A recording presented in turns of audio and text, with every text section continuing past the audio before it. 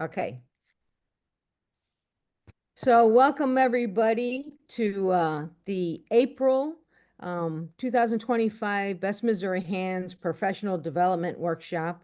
We are here today with JoAnna Jackson, who is a fiber artist, painter. She does a lot of different things, but one thing that she really does that we are interested in hearing about today is she holds workshops in her home studio. And I think everybody's kind of looking for alternate ways to make a little income with their art. And so this might be a good option for folks. So, JoAnna, I'm going to let you introduce yourself and Okay. take it away. All right. Thank you for So, being here. well, thank you for having me. And I'm very casual. I even do my workshops very casual. So if anybody has a question, please just interrupt me and stop or whatever. Um, and that is kind of how I've done my whole art career. I try to do it as casual as I can and have people feel like they're part of it. I started teaching in 2008. I lived in Shelbyville, Kentucky, and I was part of a gallery. So I taught at the gallery some. I was a painter then. That was my other art life. And I was painting. So I did workshops at the extension office. I did workshops at the library, and I did them at the gallery. But I was only doing art part-time then. So fast forward till COVID, we lived in Kentucky. And we moved here in 2020, February 28th of 2020. And that's the day we moved in this house. And the next day, the whole world shut down. So I really got into doing workshops online. I did a lot of Zoom workshops at that time. And then as soon as they opened everything back up, I decided I was teaching, started teaching at Bowood Farms. So I do teach at 3 locations here outside of my house. I teach at Bowood Farms, I teach at the Botanical Gardens, and I teach at the Foundry in St. Charles. So, and I'm teaching bookbinding, embroidery, and slow stitching at all of those. But I don't like sharing my money. So when you're doing, and they all have different fees, it's really kind of crazy when you teach places. Some places don't charge me anything and lets me just teach. The Foundry in St. Charles is one. They don't take any of the money. Bowood Farms takes 50%, and then the Botanical Garden pays the worst. But what do they got? 20,000 members. So I feel like I'm getting my name out there at least. So that's the reason I'm teaching there. So I don't like to share my money. So I started teaching in my own home. I have 2 workshops. I have studios. I have a studio upstairs, which is my dry studio. And it's where I keep everything. And then I have a wet studio in the basement, and I've taken the whole basement over. And we do paper marbling and fabric dyeing down in the basement. So when I do my workshops, I'll start with how I sell my tickets first, because I think a lot of people don't know how to even do that. I go through Eventbrite. There's a bunch of different resources out there. Eventbrite has really worked for me. Their pricing, it doesn't cost anything. You don't have to join. You don't have to have a membership or anything to do it. Their website is very easy to navigate. When you go to post a class, it's almost like a paste in. You just, it's a template. You just paste all your stuff in. And you can set up your way you get paid. You set up your own cancellation policy. You set up how many members, how many, people you want to host. When I do classes in my marbling studio, for marbling, I can only do 3 people because I have 3 stations. When I do classes upstairs and we're doing bookbinding, I can comfortably sit 6. I've done 8 before, but 6 is really what I like. The reason I don't like a big class is because I tend to do mine, and I'll go into that in a little bit. I treat you like you're at a bed and breakfast. So it's all inclusive. Eventbrite charges a fee. So I've got this printed because I knew I'd get it wrong. They charge a 3.7% plus $1.79 service fee per ticket. And then they also charge a 2.9% payment processing fee, but you don't have to pay that. You can put that and let your attendees absorb that cost. So that's what I've done. I've set it up where I don't pay any of those fees. If you sign up for a class, you're paying those fees. The fees are paid to you however you want to set it up. You can set it up to be paid ahead of time, or you can set it up to be paid after your event is over. I set mine up where I get paid monthly. But what I've done is I've opened a separate checking account, and all my Eventbrite money goes into a separate account. And the reason for that, I treat it like a kind of like a holding place. So if somebody cancels or I have to cancel, that money is there, and I'm not worried. Oh my gosh, did I spend all my money that I was planning on? Did I just go buy all this art supplies and now I don't have the money to pay them back because they canceled? So what I do is I keep the money in that separate account.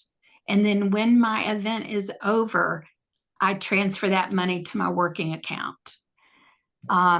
Eventbrite does hold 20% till your event is over. And so what happens, like if I have an event today, by about noon today, I would get an email from them saying, congratulations, your event is over. Hope you had a great time. Your money is being released. And so I would get all my payment within 3 to 4 working days. The only thing about Eventbrite I don't like is their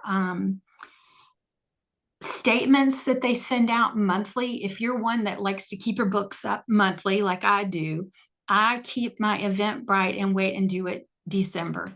I wait till the end of the year and just do a whole year printout, because they're really confusing, because you see they're paying you if an event is $400, you're getting paid monthly. So I'm getting little bits of it. I don't get $400. I'm saying they're paying me monthly out of that. You can set it up to get it all at once, but this is how I've set it up.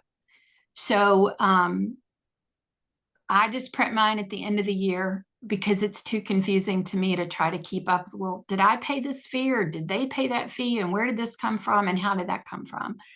But I've been very happy with Eventbrite.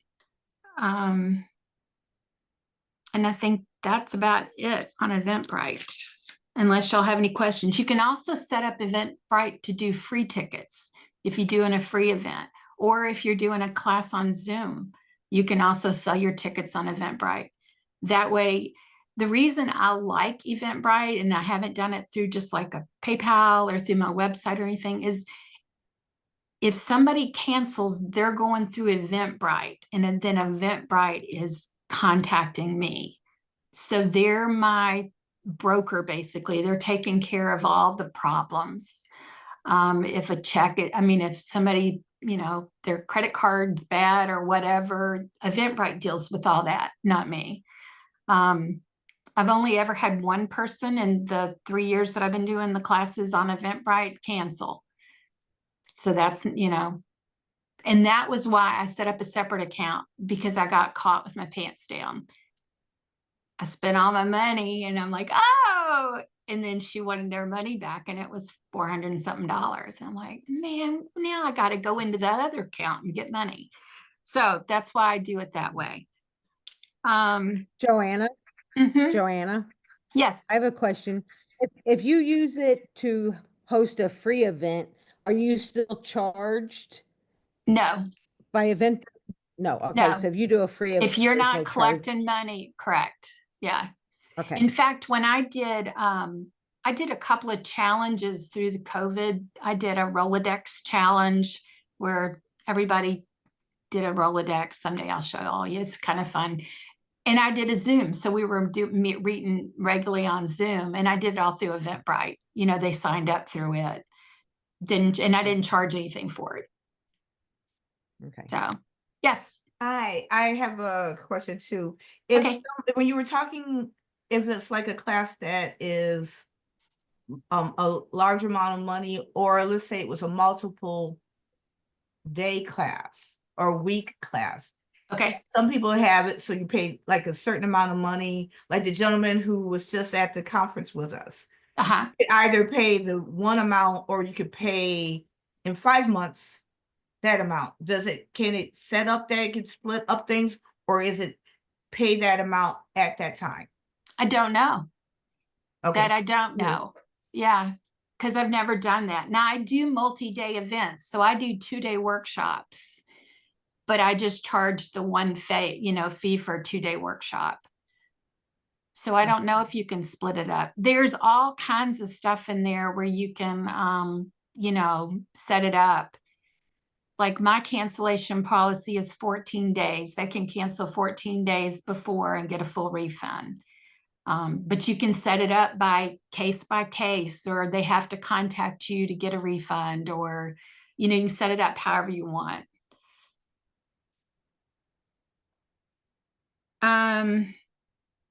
Any other questions about tickets and how to do that?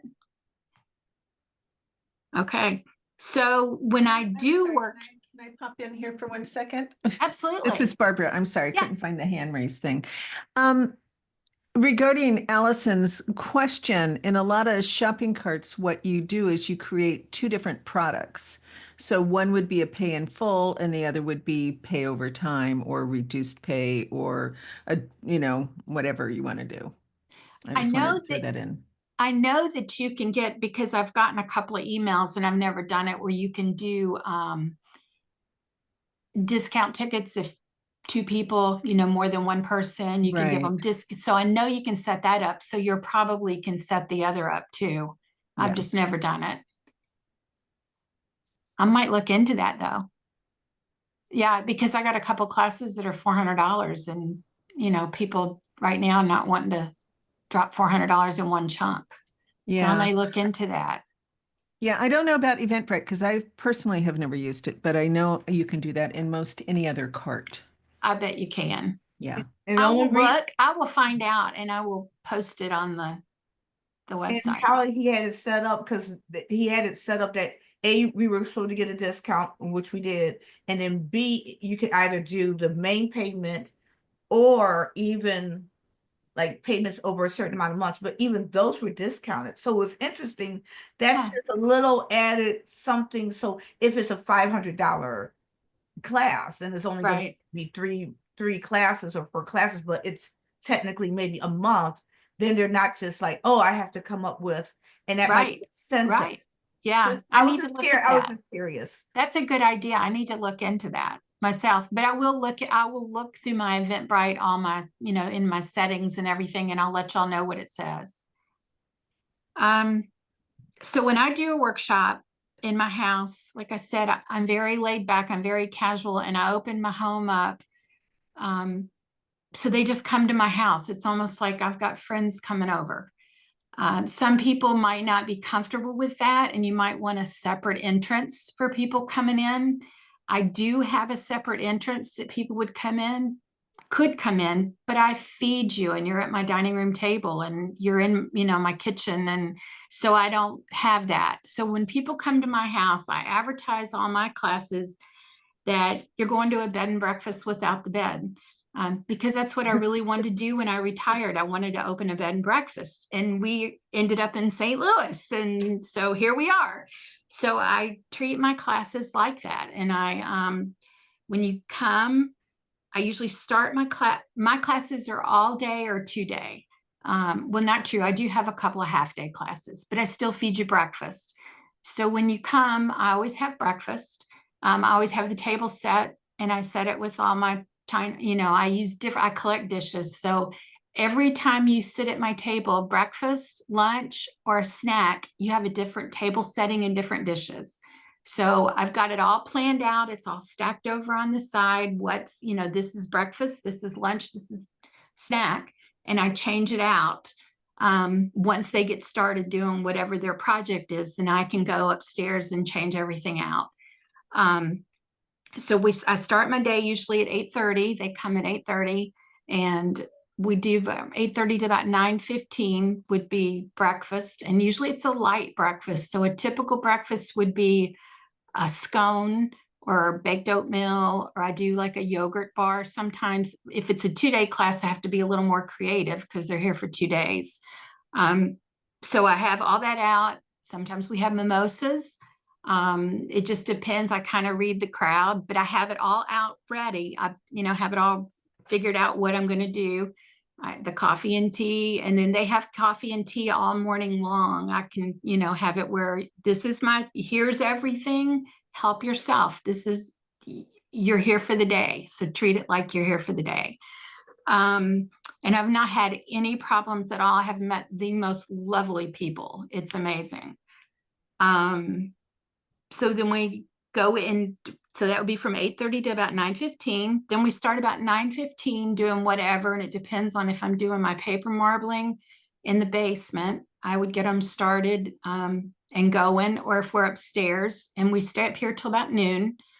I plan usually every lunch, unless it's a 2-day, I always do quiche, because you can make the quiche ahead of time, and then you can take it straight out of the refrigerator at 11 o'clock, put the oven on at 300, and at noon it's ready to eat. So I know I've got it timed that at 11 o'clock I can get it all in the oven, and then we all come up at noon and we eat lunch together. And so we stay up about 45 minutes. And if it's nice out, sometimes everybody wants to walk outside and we'll have a glass of wine sometimes. It just depends. I'm reading my crowd, but I do have it there. I have mimosas ready, I have wine ready, and I usually email them as soon as I get, I didn't say this, as soon as I get an Eventbrite order. Eventbrite sends me a thing, congratulations, ticket purchase, whatever. Within 24 hours, I send them a follow-up email. And the email is welcoming them to my class. You will be getting a more detailed email later. Just let me know if you have any food allergies or food preferences. And that's about it on that one. And then about 3 weeks before the workshop, I send them an email with all the details to follow up, what about your allergies and all that. So I know ahead of time what I can fix to eat. So then we go down, we do go back to art from about 1 to 4, depending on what the project is. Sometimes we're done like at 3. I say always till 4 on my ticket, because what typically happens, you've got 3 or 4 or 6 people here and they've kind of gelled. So we come back upstairs, and I always have either some kind of cookies or a cake, and I always have a glass of wine, a bottle of wine sitting on the table. And 9 times out of 10, they will sit for 30, 45 minutes and just chat and drink a glass of wine and kind of chill. And it's really fun. And they start exchanging phone numbers. And I have people, the most people who come to my paper marbling workshops are coming from all over the United States. They're coming from Florida. They're coming from, I've had several from South Carolina. I've had one from Maine. I've had, because there's not very many people who teach it.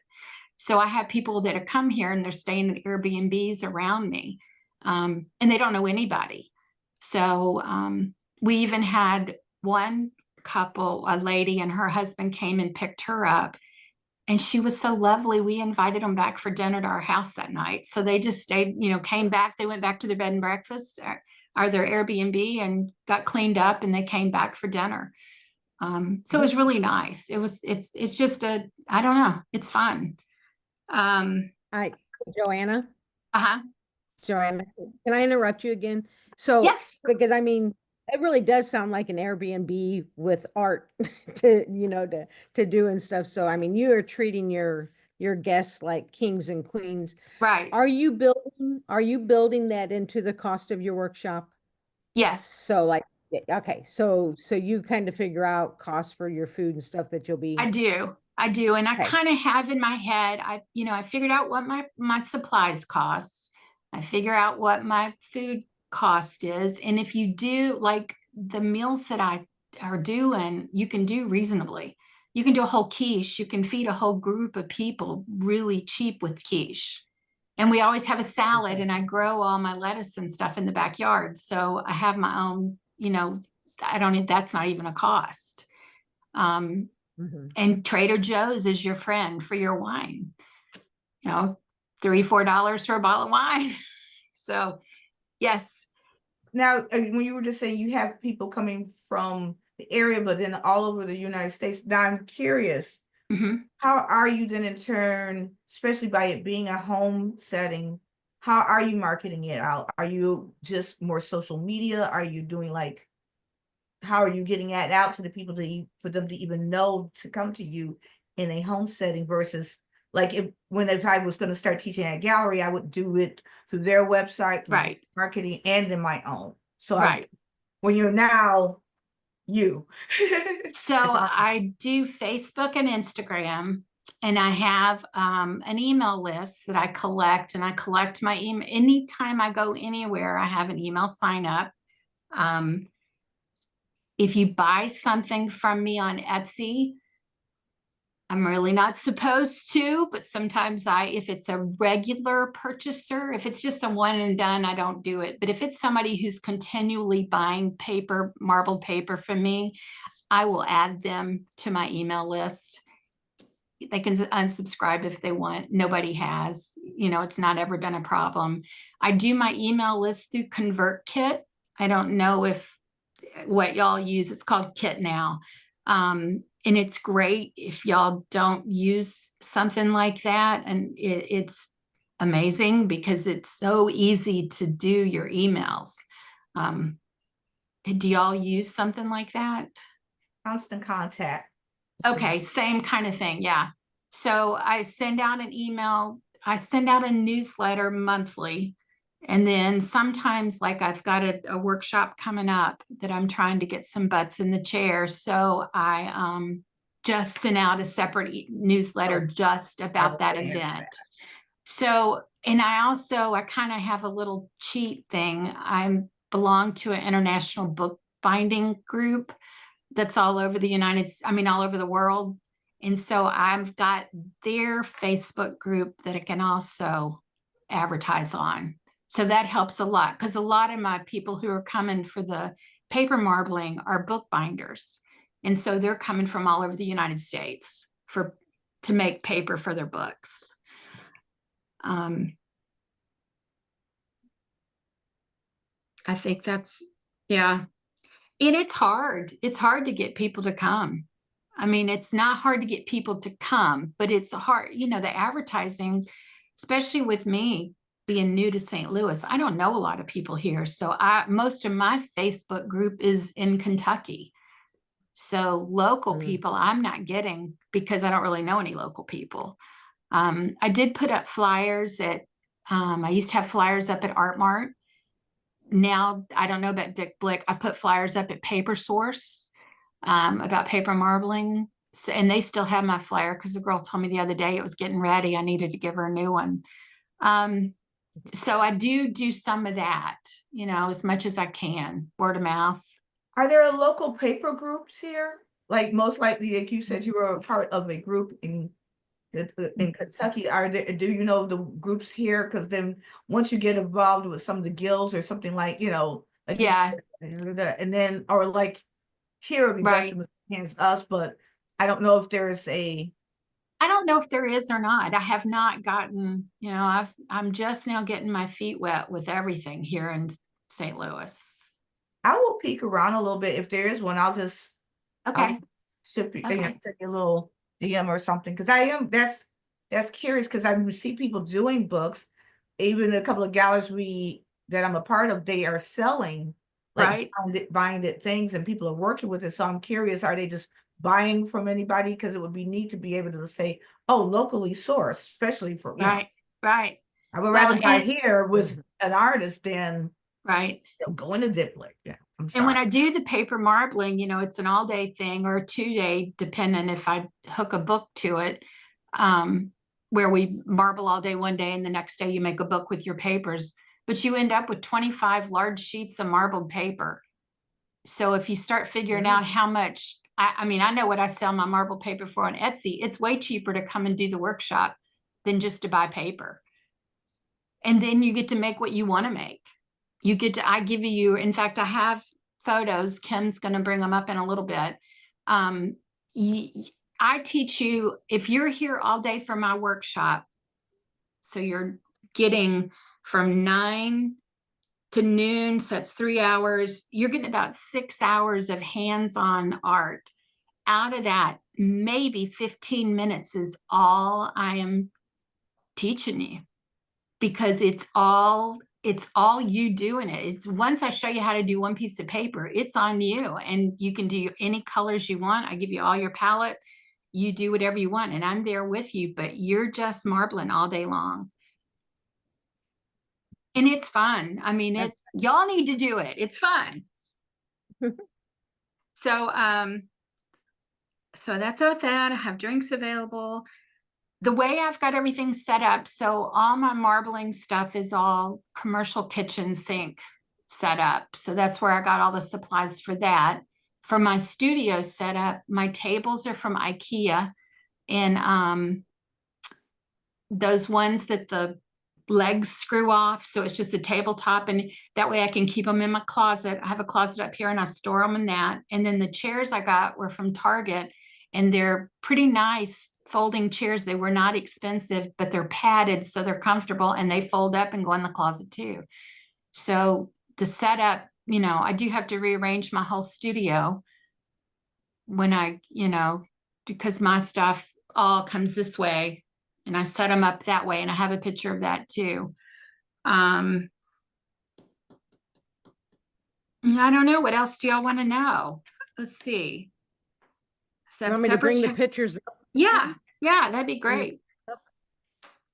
I do have a question. Can I throw it in here? I am curious about liability.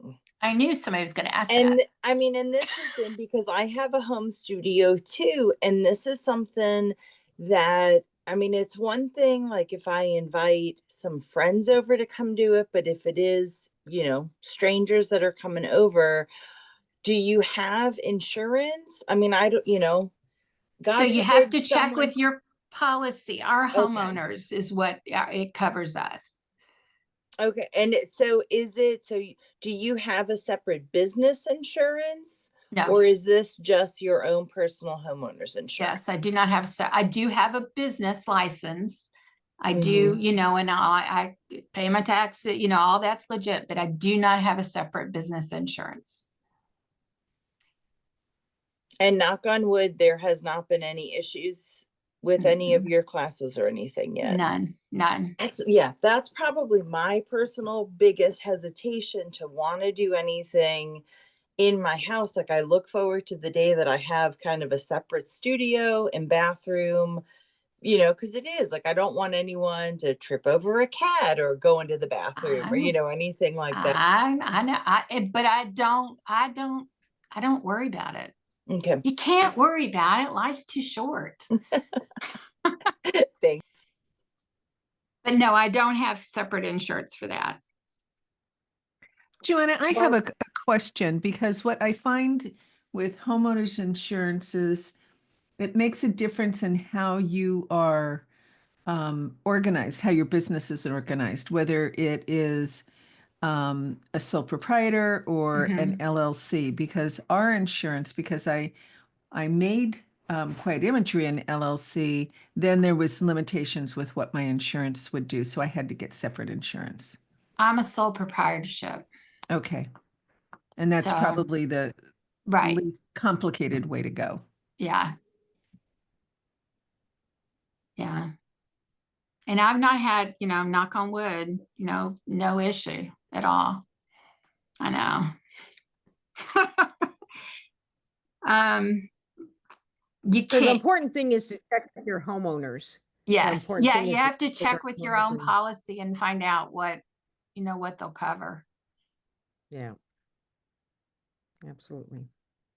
I do always, you know, I do think when we're up here, so kits are kind of my thing. I'm really big into making kits. If we're doing bookbinding, I typically will cut all their paper ahead of time. I don't like people using X-Acto knives cutting their paper. I do have a good paper cutter now that doesn't have a blade that you can get cut on, so that helps a lot. But I typically, anything that involves sharp instruments, I do ahead of time and include in my kits. So, Mm. but here's some of the pictures. So that was a dyeing class that we did, and we took all our fabric outside and we hung it outside to dry. And that was part of a embroidery bookbinding kind of fun class. And then the next picture, Colorful. huh? Looks like it's colorful. It looks like Easter. Oh, it was so fun. It's fun. I love dyeing. And I do it down in the basement, you know, in the using the racks for the paper marbling. So this would be, if you came in the morning, this would be how it would be set up. I always have some kind of a chocolate treat there so they can take it with them down wherever they're going, and they have that for the day. I do so that marbling booklets that's there, it's all the information they would ever need to know about marbling. They don't need it for the class. It's for them to take home. It's all the formulas for everything. I tell you how you can take that and you can go and marble with that book. It tells you, I give you all the resources, everything in that. And that's part of my class. That's nice. The next picture, I don't know what it is. I think it's my kits. So kits are kind of my thing. If you take a class from me, except for paper marbling, I don't do kits for them because they get their paper downstairs. And then when you do a class, the paper marbling, the paper has to dry. So I keep it for a couple of days under, once it dries, and I put it under weights, then I ship it to them. And that's part of your class cost. If you're local, sometimes they want to just meet at a coffee shop and get it, or come by my back here to get it. But typically I'm shipping it out. And I do that. So if class is on Saturday, I usually get it in the mail Monday. So they would get it that next week. But kits are my thing. So if it's a bookbinding or an embroidery class, these are kits that I've made, and I've hand stitched all these bags. And every class you take from me has a hand stitched bag or a hand stitched something, or a hand painted, like the class I'm getting ready to do is a bookbinding class, and I hand painted flowers on every, I did like a belly band to put around all their papers and everything, and I hand painted it. So everyone is different and unique, and I'm running out of ideas, but that's just my thing. I like kits, and people don't forget that. They remember me. I have some ladies that sign up just to get my kits. So it doesn't sound like you're charging enough. I don't charge for the kits, but here's the deal about the kits. Except for the bags that I sometimes stitch on, all the quilts and stuff that I make bags out of, I have a friend who calls herself a professional junker. I get all those quilts free. She'll call me and she says, I got 3 or 4 quilts here. Do you want them? They're free. Sure. And I just cut them up and stitch them. So I don't pay, none of that costs me anything except a lot of time, but I stitch every night anyway. So it's just part of my routine. So the next, do a lot of special. JoAnna, did you end up bringing any of those little silk bags from ArtSmart from the Beast home for the kits? Yeah, I loved that she had suggested there were all those satiny, kind of Asian print bags that were on the Beast at ArtSmart, and that's what we were talking about. And she's like, "Oh, these would be so great for a kid." I love it. They're in my drawer. Seeing it, so cool. So this is my marbling studio, and it's set up for 3 people. So on the left where the paint is a station. Then over on the corner, there's a station. On the other side of the room is a station. And I don't know, I think the other picture might have a picture of it, but besides where the paint is, there's a sink right there. So that's where they rinse their papers off and I think that one, the next picture, shows somebody at the sink. So it's a dance. Now the racks in this one picture are not this way anymore. They're the TP racks now. I've changed them because the way I had them, I was having to take them all down every time I wanted to put tarps down. Now they're on wheels. And so I can just move them out of the way and put my tarps down. And it's a, it's a progress. It's always evolving. I'll have a class and I'll think, you know what, this would be better if I did it this way. So yeah, so that's a marbling class. I can do 3 people. And it's a lot of fun. And then this is my studio. And if it's set up, that was set up for a group of 4 that came for a class. And then there was 2 at this other class, the other little picture. So what I do is my desk and all that's right there in the forefront of the picture, I just scoot it all the way to the other end and I just set those tables up. I try to set them up in front of the window because everybody likes that window. And those are the chairs that I got at IKEA. And like I said, it's always a work in progress. I read my room, who's here. I know there's one lady that takes a class from me sometimes that doesn't really like to sit by other people. She wants to be kind of removed. So I know, I know how to set up if she's here. But they have access to everything in my studio. So the black cabinet over there is all full of papers and stuff. Yeah. You got a great setup. Thank Very you. nice setup. Thank you. Well planned. Yeah, thank you. And then when you come to my workshops, my husband is sometimes a chef. So like one workshop, he made homemade pizzas for all of us. Some mornings he'll make biscuits and sausage for us, just depending on if I can rope him into it. And then you have to like dogs because my dogs are always here, but they're not in with us. I keep them, my husband keeps them away, but the dogs are always here. So that's my studio and that's my space. And I literally just tell people, if you want something to drink, all you have to do is tell me, or if you want to run upstairs, get it yourself. And do you have a restroom downstairs? I do. Or There's a bathroom in the basement, and then there's a bathroom right up here outside my other studio. And in this Nice. studio, I don't know if you can see it.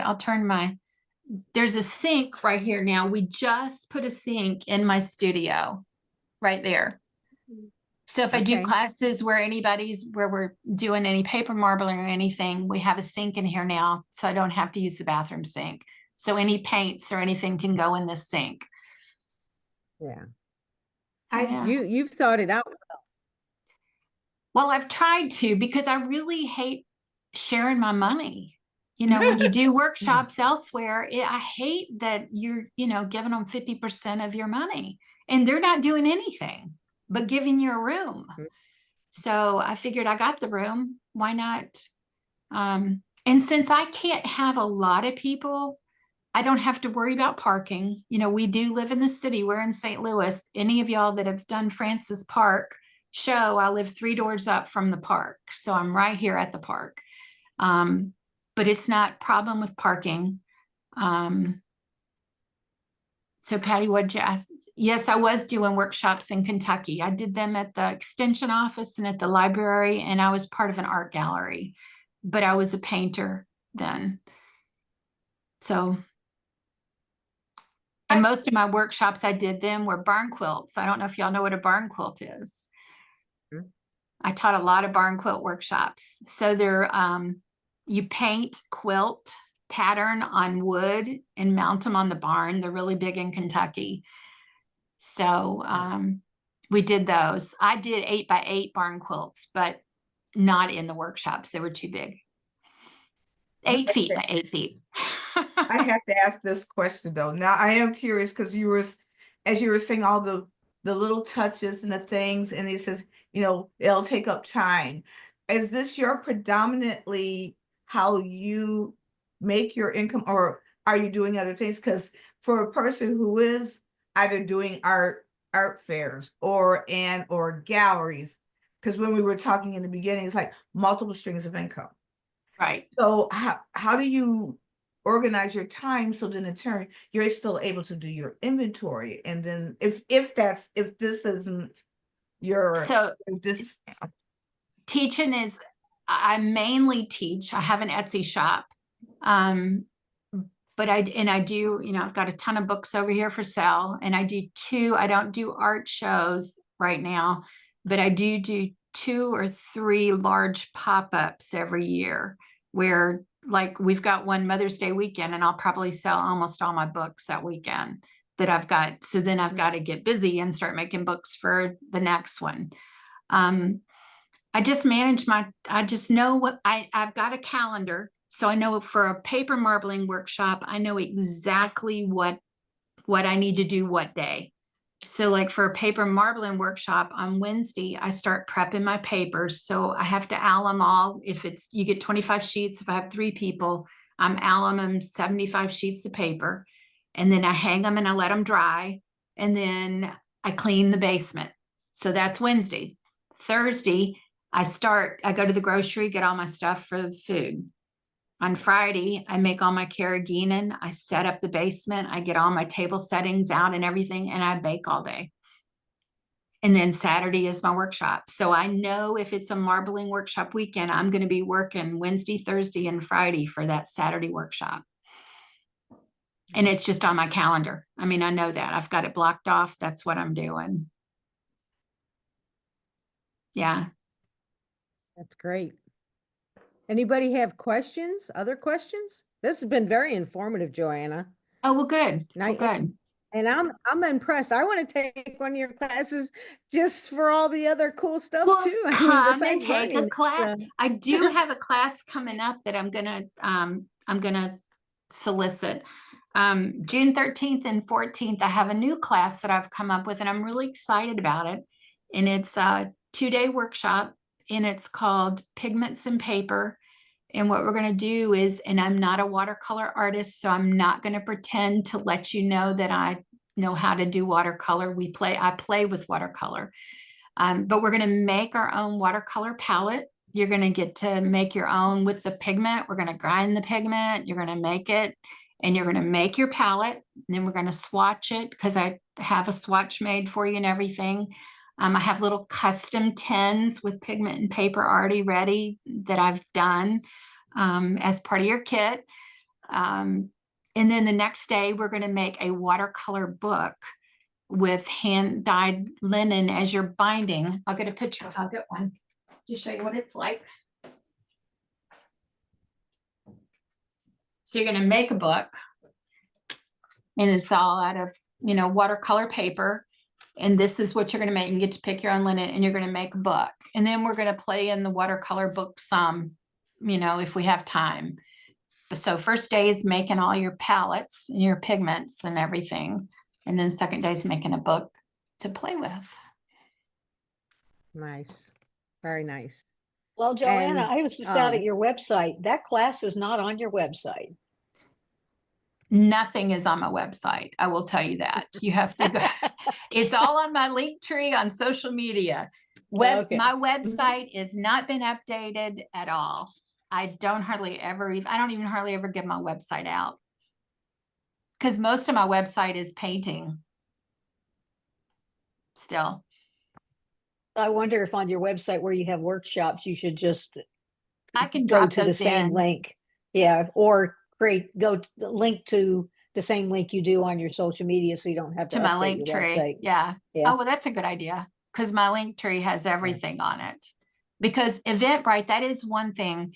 You can't link on Eventbrite. You can't just post an Eventbrite link to all your classes.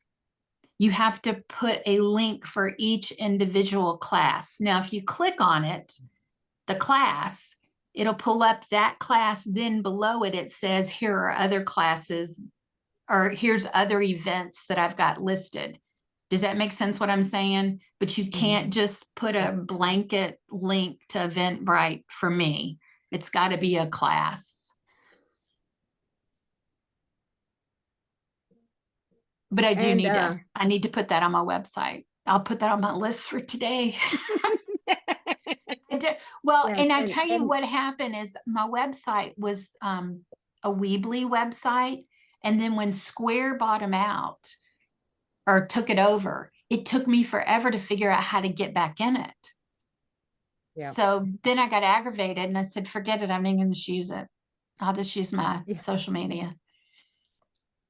Same here. Same here. Weebly, Same thing that happened to me. I lost my ability to do newsletters because now they're wanting to charge to do it and stuff. And so, yeah, that was a kind of a wrench in the It was. gear shift. And that's why I went Um, with Kit, Convert Kit. And I went ahead and I'm doing the paid Convert Kit because I have enough Okay.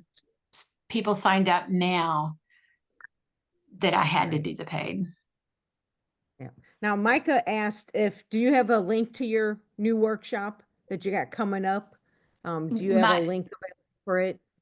Yeah, I can. I told her that you're gonna post on the members only page about that workshop. So I if you will. don't have Yeah. okay. I don't know where hold on.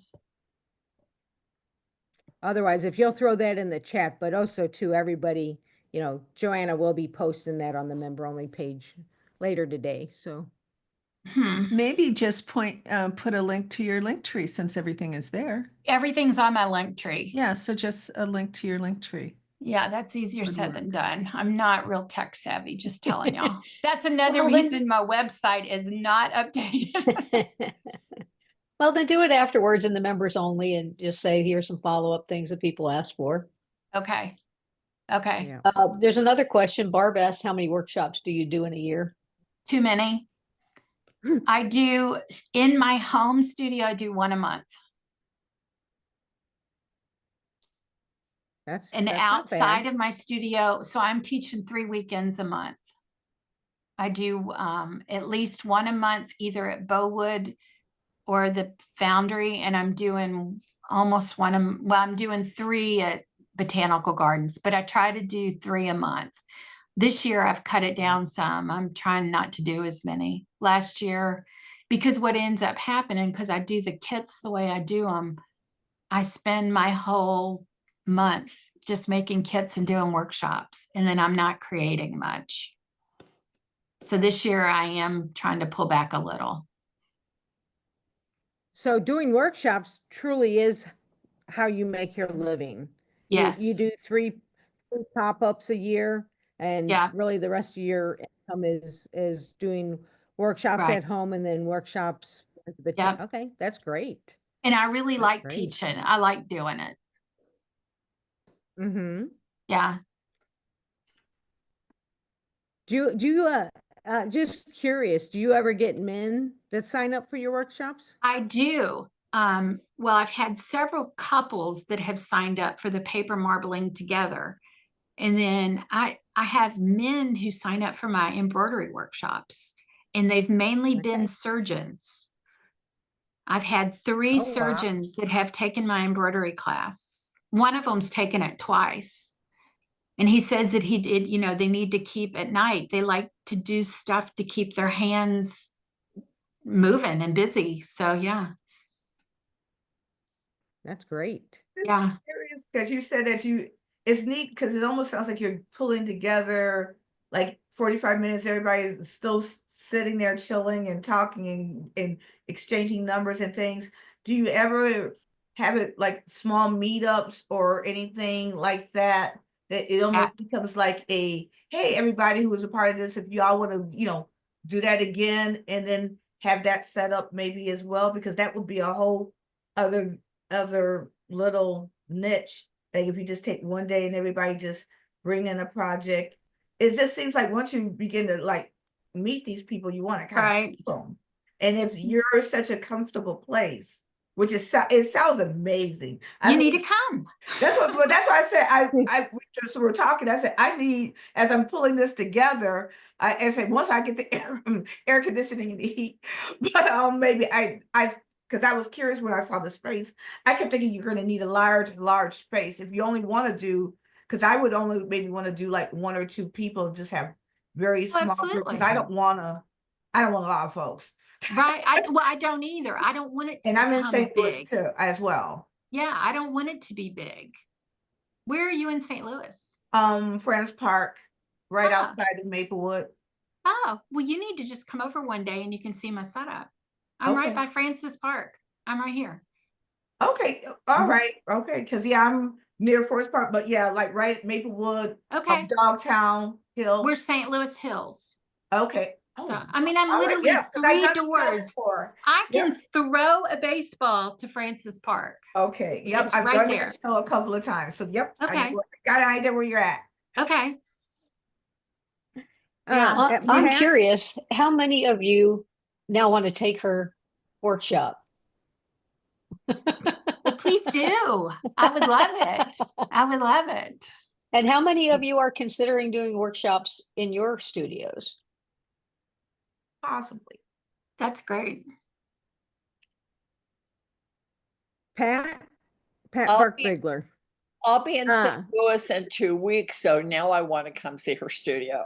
Well, you can come, call me. Okay, I will. I'm down for Shutterfest the end of April, so I may just ring you and say, let me You see. can do it. Because Studio this is what I tour. do full time. I mean, I'm in my studio every day unless Excellent. unless I have to go somewhere, but this is it. Okay, and I love seeing everybody's dogs. Well, you can have one of mine if you want it. No. Yep, no, And for those of no. you who wanted the link to the classes, Patty has put that in the chat. Oh, So thank you, click on it now Patty. and you'll have it. Patty, thank you. I You're think so it would be good. great if we did a tour of everybody's studio. That would be fun. You know, at one point in time, we were trying to do that on Zoom. And so if I know in person's always more fun, you know, but if anybody ever wants to do like a Zoom studio tour, just contact Wanda or I, and we will set that up to do that as one of our meetings, workshops. So, but in person's always more fun, but That we could do requires it on cleaning Zoom. up the studio, just saying. I don't know about that.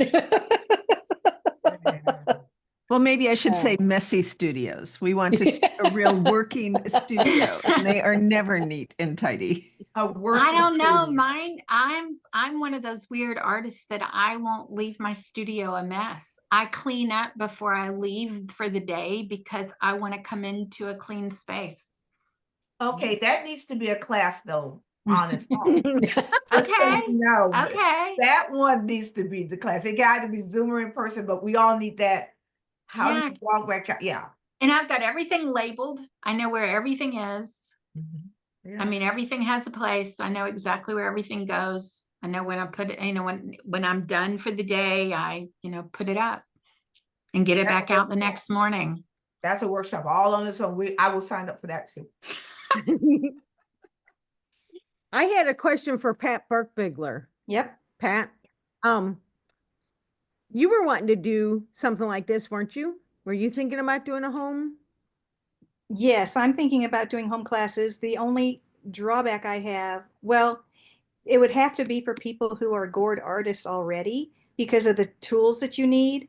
Like you have to have a carver, and I can't afford to buy extra carvers. So when people come, you know, I can provide them with a carver or provide them with a wood burner and that kind of thing. So, yeah, it would have to be people who have the equipment. You know, I can't provide everything.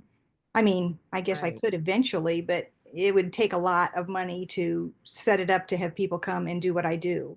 Well, that's what I took my first couple of workshops, all the funds, and that's how I bought the kitchen. The downstairs, that's all kitchen, the setup. Uh-huh. So I did a couple workshops on the bare minimum. And then I just took that money and invested every penny of it into setting that workshop up. And then I was committed. Don't people usually like have a list? Like if I wanted to learn how to do gore and maybe in the beginning stage, the things that you're going to need, and this is the list of things that you're going to have to buy, and then you just send out the Amazon list. And I mean, a couple of the classes that I've taken, they, especially if it was online, if it was a Zoom class, I wasn't coming to you. So that's just something that they're just going to want you to be their teacher. And they know that if this is what they want to do, it's the investment that they're going to have to do. I think and you could give them like, here's the artist grade, or if you don't know if you really want to do it and you're just wanting to get your feet wet, here is, this would work too. That way they're not buying the best of the best and then deciding that's not what they want. Does that make sense? Yes. Just give them yeah. Because I've Or taken even, workshops yeah. where I've had to bring stuff. Yeah. Or even just a demo workshop, Pat, because I mean, Yeah. I What? think it would be fascinating to watch you do a demo workshop where Oh. people would pay to just watch you, because I think it would be interesting just to see the basics of how you get started on doing something like that. And then maybe then that would be like a level 1 class, and then you could have a level 2 or something like where JoAnna said, where they purchase, cheap instruments or something if they want, or you can give them a list of lower quality tools and higher Yeah. quality, and but like I would sit and watch you, Or you could work have on a two board. fees. You could have 2 class fees.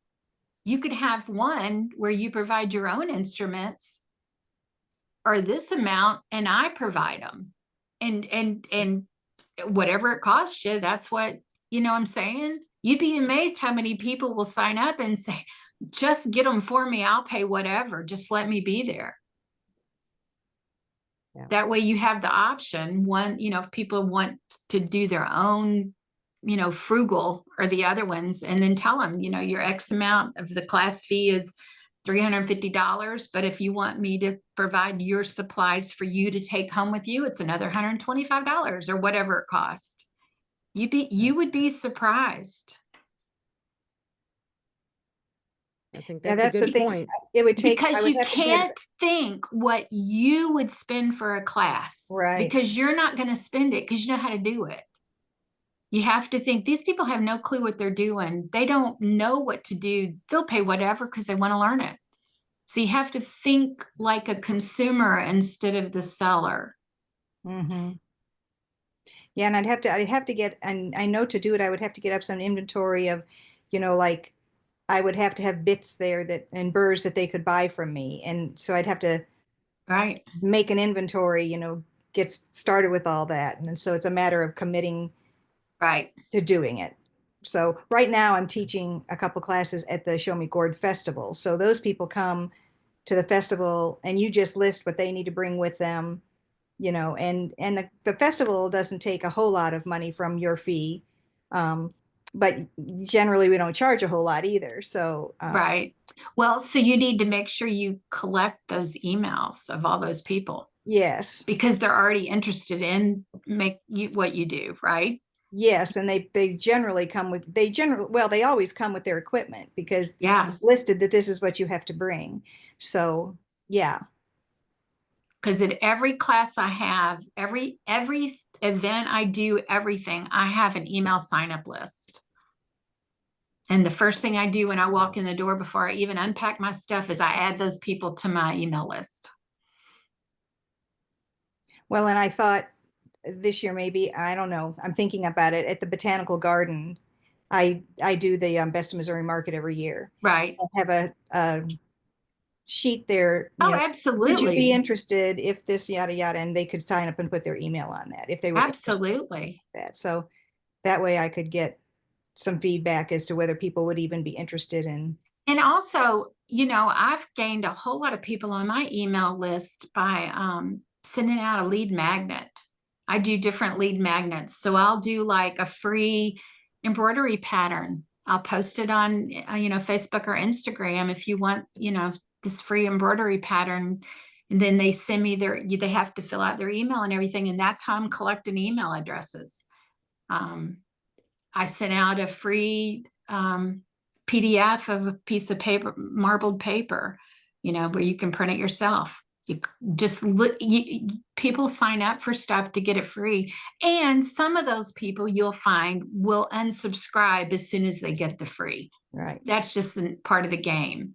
But you'll collect, people sign up for your emails. So you could send out I don't know, like I've done my favorite thread, needles and threads. That was a PDF where you could print all my favorite, embroidery floss and different brands and, what's my favorite. Can I ask you, JoAnna, when you said you send out a lead magnet, is that a paid ad through social media? No, Is that I do all mine through a ConvertKit and I send it out as like a, no, I don't, well, I send it out sometimes through ConvertKit, but I'll just send it on Facebook sometimes too. And it's not just paid. just It's asking people to just sign up as- for your newsletter?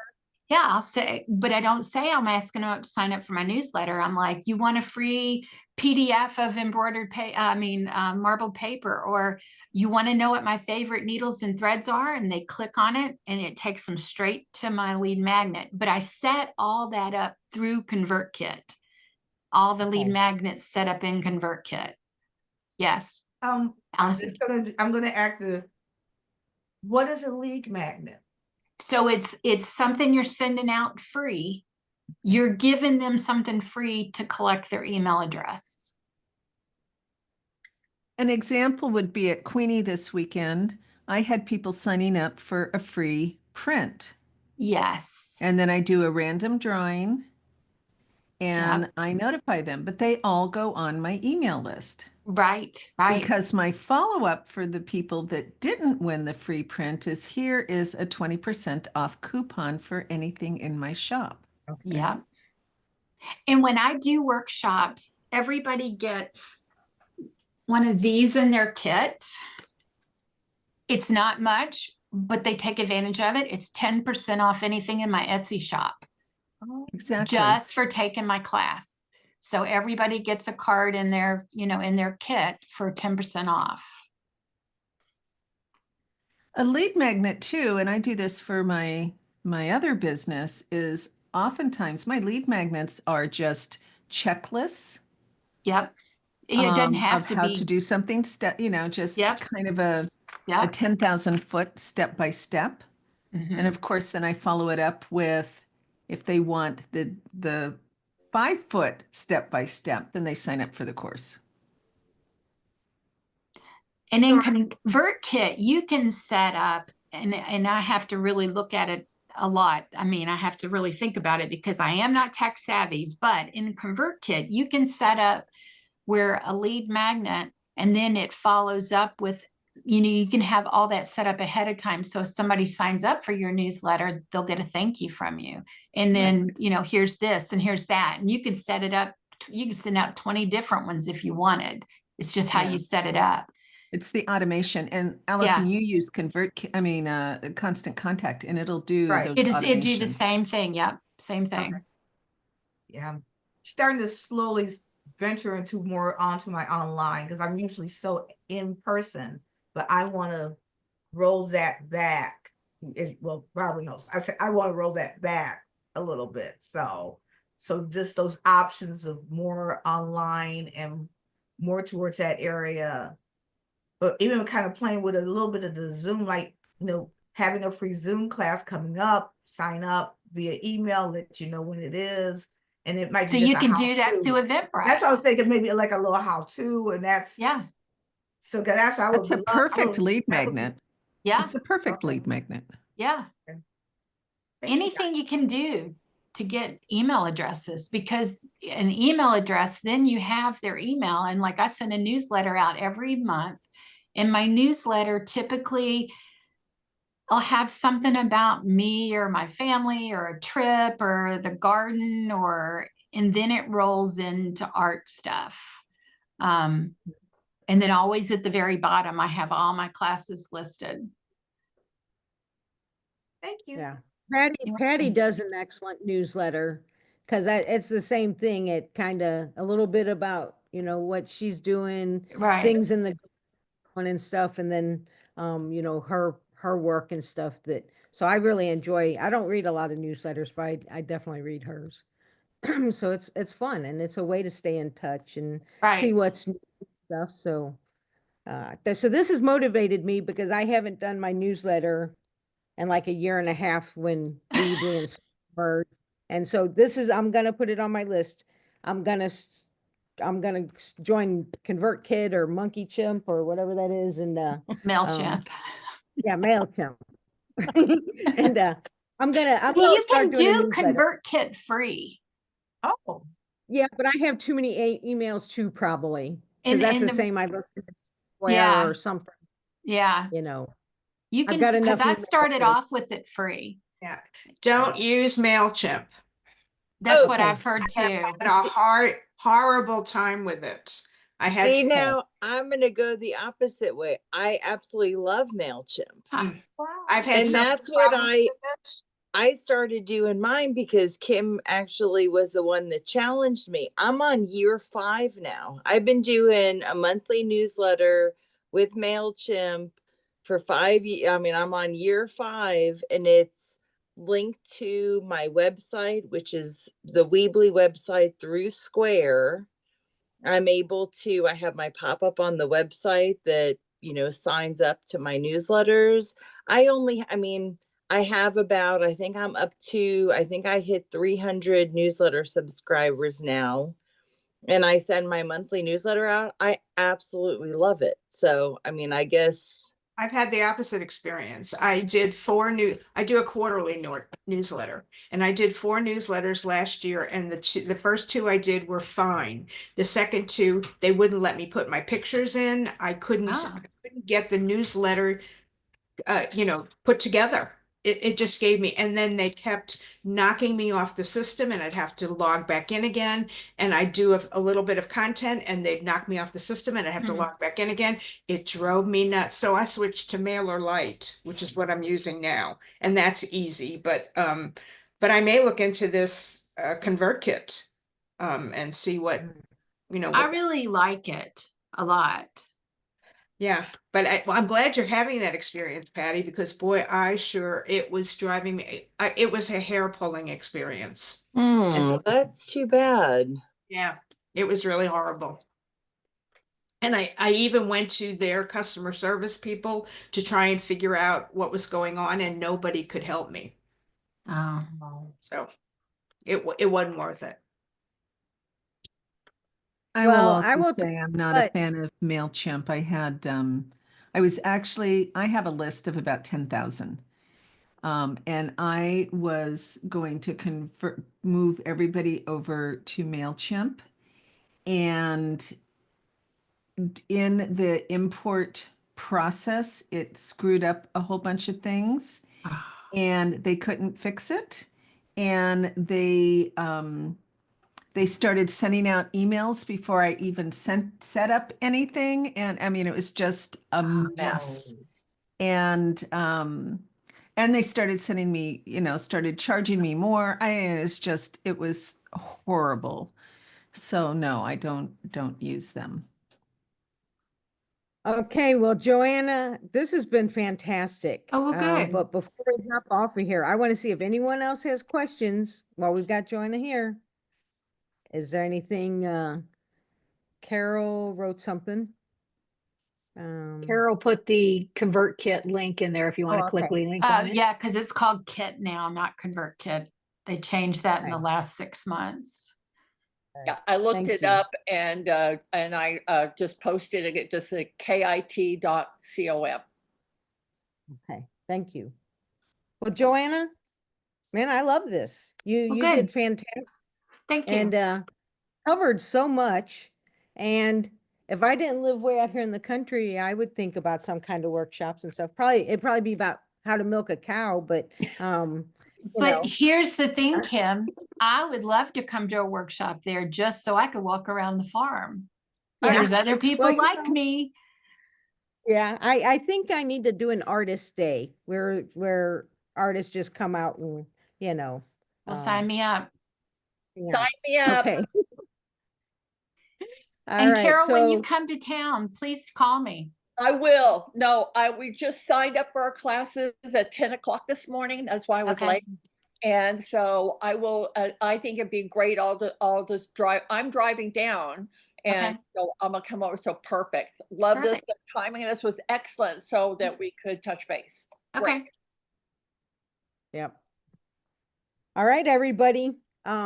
Let's stay enthusiastic, create some art, have fun, and thank you everybody for sharing your stories and stuff. It's been a great time. And next month, Wanda, do you remember what professional Yes, development workshop we have coming up? Barbara Phillips is doing promoting social media with Linked Tree. a perfect topic considering that Oh. JoAnna has been talking about her link tree. I'm looking forward to this topic to get me motivated to do my link tree. It's going to be on a different day than normal. It's going to be on May 20th. So it's not going to be the second Okay. Tuesday. It's a little later in the month. Same So mark time. your calendar, same time, just Okay. on, it's a Tuesday. It's just May 20th instead of the second Tuesday. I want to say thank Look, you to everybody that was really welcoming to me when I came to Art Smart. I had an absolutely amazing time to see everybody. So it was great. So thank you. Thank you for coming. Okay, so Barbara Phillips is next month on social media and Linktree, and she'll have some other tidbits for us. So I hope to see y'all there. Enjoy your beautiful day. It's beautiful here. Hope It it is is where you here are too. too. Again, JoAnna, thank you very much. Thank you. Everybody thank down the you. road. Bye, This was everybody. wonderful. Patty, I'm going to be calling you. Okay. Bye. Bye, everybody.